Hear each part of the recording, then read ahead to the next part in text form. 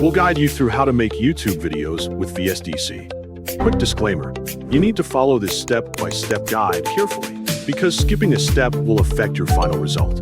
If this guide helpful, don't forget to like and subscribe. First, make sure that VSDC Video Editor is already installed on your device so you can follow every step without interruption. Double-click the application to open it.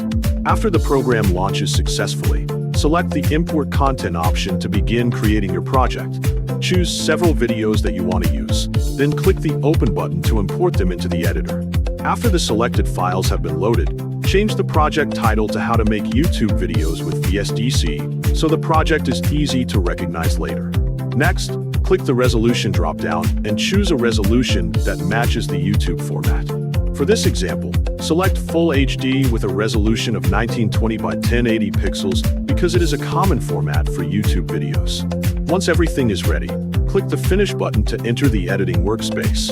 After that, open the Templates section on the left panel to access the available template collection. As an example, add the Subscribe template to encourage viewers to subscribe to your channel. Then, adjust the duration of the template so it matches the timing of your video and appears naturally during playback. Next, double-click the Subscribe template to edit its properties.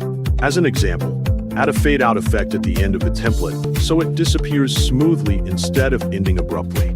Return to scene 0 and preview the video to make sure the fade-out effect has been applied correctly and plays as expected. Next, open Project Explorer and click the project file name to access the project settings. Go to the Properties window on the right side, where you can review and modify additional project options. If necessary, adjust the YouTube resolution again to better match your preferred output quality. As an example, select the Ultra HD option, then click the Yes button to apply. Check the result to confirm that the YouTube video has been created in the selected format.